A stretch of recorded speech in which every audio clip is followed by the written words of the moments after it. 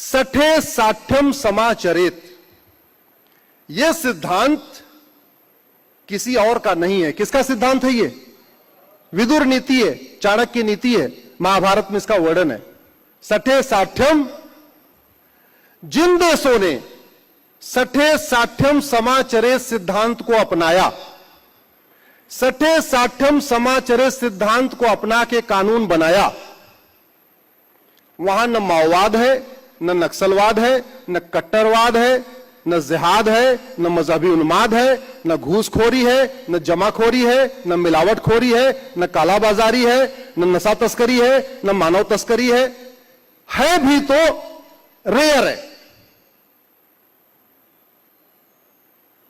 जिन देशों ने ऐसा नहीं अपनाया सिद्धांत, वह सब कुछ है। उदाहरण के लिए परसों की बात है, परसों चाइना के फॉर्मर लॉ मिनिस्टर को फांसी हुई है। किसको हुई फांसी? चीन के कानून मंत्री को परसों फांसी हुई है, क्योंकि उसके पास बेनामी संपत्ति थी। क्या थी उसके पास? हां, हमारे देश में 70,000 करोड़ के कॉमनवेल्थ घोटाले वालों को भी 7 साल की सजा नहीं हुई। 1,76,000 करोड़ के 2G घोटाला करने वालों में भी किसी को आजीवन कारावास नहीं हुआ। 1,86,000 करोड़ के कोयला घोटाले करने वाले में किसी का आजीवन कारावास नहीं हुआ। और वहां थोड़ी सी बेनामी संपत्ति उसके पास मिली, चाइना का पूर्व कानून मंत्री था, और परसों फांसी हो गई। एक व्यक्ति कहता है 15 मिनट के लिए पुलिस हटाओ, हिंदुस्तान से हिंदुओं को खत्म कर दूंगा। यह वाक्य सुना है आप लोगों ने? सबने सुना होगा। उसको कितने साल सजा हुई? नहीं, एफआईआर हुई। एफआईआर हुई, मुकदमा, पहले तो एफआईआर नहीं हुई, बड़ा आपाधापी के बाद एफआईआर हुआ, मुकदमा चला और बरी। हमारे यहां याकूब मेनन को फांसी देने में नानी याद आ गई सरकार की। रात को सुप्रीम कोर्ट खुला,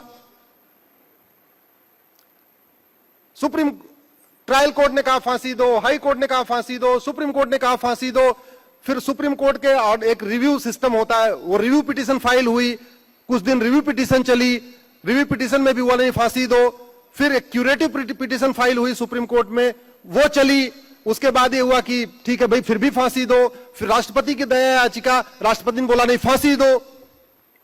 सब कुछ करने के बाद एक गद्दार को फांसी देने में सरकार को नानी याद आ गई। क्यों? कानून घटिया है। क्यों?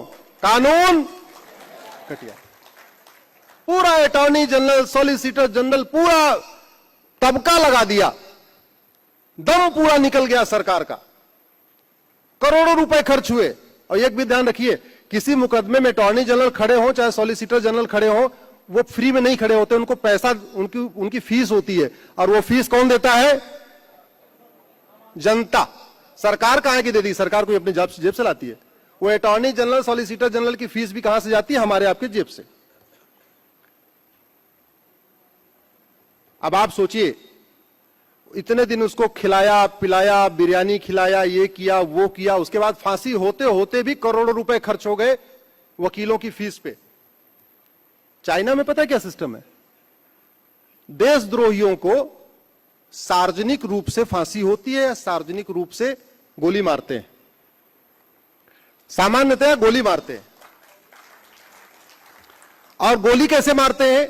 मान लीजिए उसने इस एरिया में आतंकवाद किया, तो उसकी मुकदमा चला, सजा हुई, उसके बाद उसको उसी एरिया में लाते हैं जहां उसने अपराध किया है, उसको वहीं लाते हैं। अनाउंसमेंट हो जाता है, जनता इकट्ठा हो जाती है, देखती रहती है, उसको 5 गोली मारते हैं, 5 गोली का बिल बनाते हैं कि 5 गोली की कीमत यह है, उसके बाद उसके परिवार को दे देते हैं। अब आप ये बताओ, अलगाववाद, कट्टरवाद, जिहाद, मजहबी उन्माद यहां खत्म होगा, चाइना में खत्म होगा? जहां साल भर के अंदर सारा वारा न्यारा हो गया और गोली की कीमत भी वसूल लिया। मैं पप्पू हूं, हमने टोटी चोरी कर ली, हम गधे।